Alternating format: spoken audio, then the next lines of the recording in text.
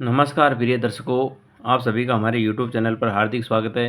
दोस्तों, इस वीडियो में आप देखेंगे कि किस प्रकार से यदि सुख शांति का जीवन चाहते हैं तो घर में सुख शांति रहना ज़रूरी है।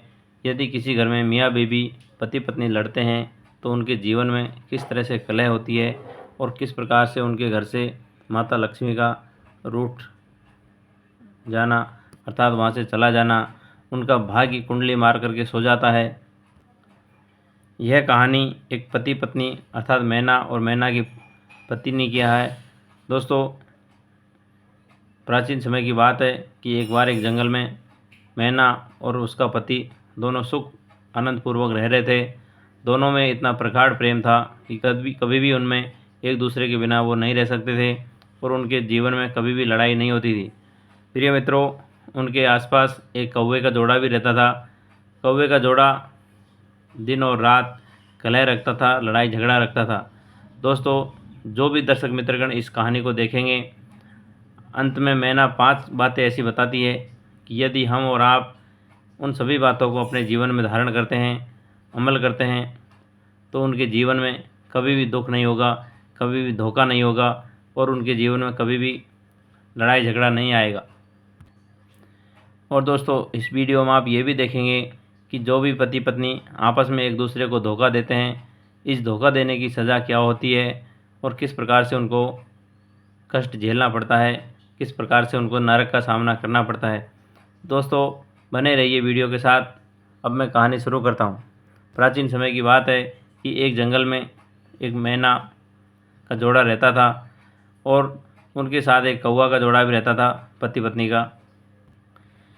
प्रिय दर्शकों, मैना जो कि अपने पति के साथ प्रेम से रहती थी, कभी भी झगड़ती नहीं थी और बहुत अच्छी अंडरस्टैंडिंग के साथ दोनों मियाँ बीवी जीवन यापन कर रहे थे। लेकिन उनके पास एक कौवा का जोड़ा रहता था। वो ऐसा कोई दिन नहीं जाता जिसमें कलह नहीं करते, जिसमें लड़ाई झगड़ा नहीं करते। आप सभी जानते हैं कि जिस घर में लड़ाई झगड़ा रहता है उस घर में माँ लक्ष्मी का निवास नहीं होता है, उस घर में कंगाली आ जाती है और उनका भाग्य कुंडली मार कर बैठ जाता है। ऐसी जगह पर अलक्ष्मी का निवास रहता है। दोस्तों, ऐसे आदमियों के घर से यश वैभव कीर्ति हमेशा हमेशा के लिए चले जाते हैं। एक दिन मैना पक्षी की पत्नी अपने पति से पूछती है कि पिया जी, क्या बुरे कर्मों का कोई सज़ा भी होती है? क्या बुरे कर्म हमको भोगने भी पड़ते हैं? बुरे कर्म का क्या नतीजा है? दोस्तों, मैना पक्षी का जो पति है वो एक कहानी के माध्यम से अपनी पत्नी को समझाता है और ये 100% सच भी है। प्रिय दर्शकों, मैना का पति अपनी पत्नी को एक छोटी सी कहानी के माध्यम से वो समझाता है और मैना पति की जो पत्नी है बड़े ध्यानपूर्वक वो कहानी को सुनती है। प्रिय दर्शकों, एक शहर में एक दत्त नाम का ब्राह्मण रहता था। उसकी पत्नी बहुत ही सुंदर थी। एक दत्त ब्राह्मण की पत्नी उसके पति को प्यार कम करती थी और उसने एक अपना प्रेमी जो कि पंडित के पीठ पीछे मंदिर के आसपास कहीं दूसरी जगह जाकर के उससे मिलती थी, उसको अच्छा पकवान अच्छा खाना बना करके खिलाती थी। प्रिय दर्शकों, उस एकदत्त ब्राह्मण को अपनी पत्नी पर पहले से ही शक था कि मेरी गैर हाजिरी में मेरी पत्नी घर से अच्छे अच्छे पकवान बना करके किसी गैर मर्द को, पराये पुरुष को खिलाती है। एक दिन उस ब्राह्मण देवता ने पूछा कि भाग्यवान, आप मेरे पीठ पीछे कहाँ जाती हो, क्या करती हो और ये सुंदर पकवान जो बनाती हो वो कहाँ ले जाती है? उसकी धूर्त पत्नी अपने पति को धोखा देते हुए कहती है कि मैं ये पकवान मंदिर में भगवान का भोग लगाने के लिए ले जाती हूँ और मैं वहाँ ले जा कर के गरीबों में बांट देती हूँ। दोस्तों, उसको पहले से ही शक था। दूसरे दिन वह पंडित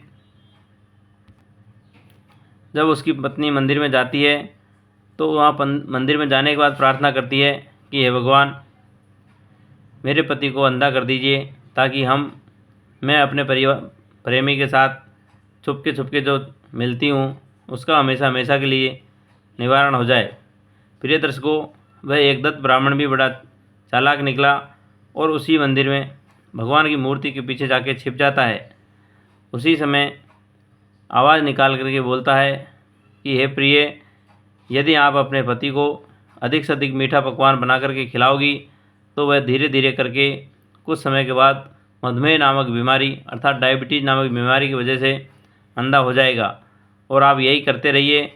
जब वह अंधा हो जाएगा तो आप अपने हिसाब से जो करना हो वह कर सकती हो। प्रिय दर्शकों, उसकी पत्नी ने यह भगवान की आवाज़ समझ करके उसको पूरी तरह से फॉलो किया और घर जाने के बाद अपने पति की मीठे मीठे पकवान बना करके सेवा करने लगी, क्योंकि उसको ये भरोसा था कि कुछ समय के बाद मेरा पति अंधा हो जाएगा और मैं चैन से सुख से अपने प्रेमी के साथ इसी घर में रह सकूंगी। दोस्तों, जैसा कि मैना की पत्नी ने पूछा था कि बुरे कर्म का क्या सज़ा होता है, कैसे ये भोगने पड़ते हैं।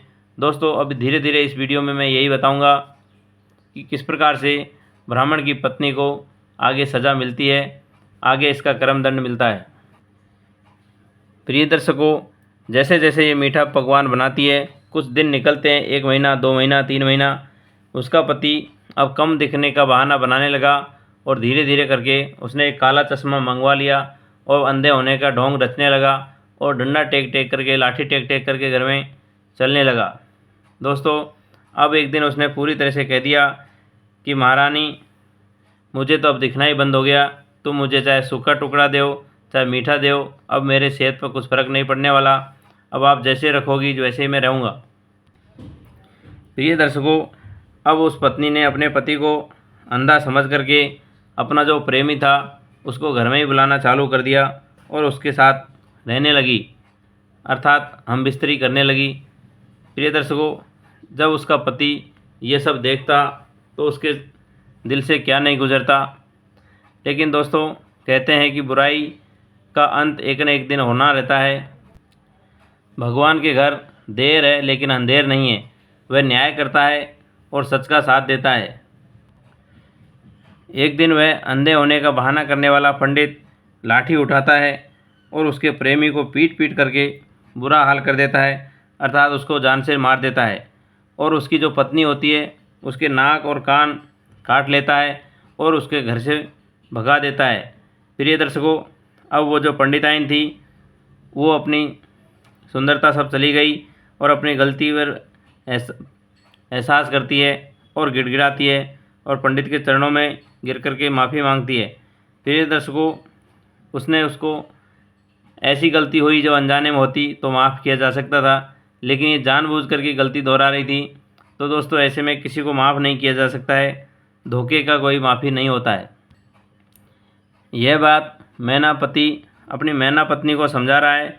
अब इसके गले में पूरी तरह से ये बात समझ में आ जाती है और कहती है कि ऐसी पत्नी जो विश्वास के लायक नहीं हो उसके साथ कभी साथ में नहीं रहना चाहिए और उसको करने का फल ज़रूर भुगतना पड़ता है। दोस्तों, कहानी के अंत में मैना पक्षी की जो पत्नी है ऐसी 5 बातें बताती है जो हमारे सभी के लिए बहुत ज्ञानवर्धक है, महत्वपूर्ण है। विश्वासघात की दोस्ती बुरी और विश्वासघाती पत्नी बुरी। प्रिय दर्शकों, जिसके भी जीवन में इस तरह की विश्वासघाती पत्नी हो उसको उसका त्याग कर देना चाहिए, अन्यथा उसका पतन, उसका विनाश एक न एक दिन हो जाने वाला है। दूसरा दोस्तों, जो लोग आँखों के सामने जहर को देख लेते हैं और उसके बाद भी इसका सेवन करते हैं, उनका पतन एक न एक दिन निश्चित होता है। जैसा आप सभी लोग जानते हैं, दारू है, इसमें गांजा, बीड़ी, सिगरेट, ये सब हमारे लिए एक जहर के समान है। इनको एक दिन तुरंत त्याग कर देना चाहिए, नहीं तो कहा जाता है कि ऐसे लोगों का पतन ज़रूर हो जाता है। तीसरा दोस्तों, कुछ पति ऐसे होते हैं जो अपनी पत्नी के मोह में पागल हो जाते हैं, अर्थात उनसे बेइंतहा प्यार करते हैं और उनका सही गलत का डिसीजन लिए बगैर उनसे कभी ना ही नहीं होता है। दोस्तों, प्यार ऐसा भी नहीं हो कि सही गलत का फ़र्क नहीं कर पाए। इतना मोह अगर रखते हो तो ऐसे आदमी का भी एक न एक दिन तबाह हो जाना सुनिश्चित है, एक न एक दिन उनका पतन होना सुनिश्चित है। चौथा दोस्तों, पत्नी का यदि एक बार कदम घर से बाहर निकल गया तो दोस्तों समझ लो कि वो वापस अपने घर में नहीं आएगा और वो आपको तबाही में डुबा देगा, आपको पूरी तरह से नुकसान पहुंचाएगा। कहा जाता है कि गाड़ी और लाड़ी यदि अन्य व्यक्ति का साथ दे रही है तो एक न एक दिन आपका पतन, आपका विनाश, आपकी गृहस्थी बिगड़ना सुनिश्चित है। पांचवा और आखिरी, जो मैना की पति की जो पत्नी है वो कहती है, नीम हमेशा कड़वा ही होता है और वो कड़वा ही रहता है, चाहे जितनी उसमें गुड़ और शक्कर डाल दो वह कभी भी मीठी नहीं हो सकती है। जो भी आदमी और पुरुष इस कहानी को पूरी देखते हैं और इसमें बताई गई 5 बातों को अपने जीवन में धारण करते हैं, उनके जीवन में कभी भी यश, वैभव, सुख, समृद्धि और आगे बढ़ने से कोई नहीं रोक सकता है। दोस्तों, आशा करता हूँ कि ये कहानी आपको सभी को अच्छी लगी होगी। यदि कहानी अच्छी लगी हो तो चैनल को सब्सक्राइब करें, बेल आइकन को प्रेस कर ले। सभी को राधे राधे, हरिओम। मिलते हैं दोस्तों नेक्स्ट वीडियो में।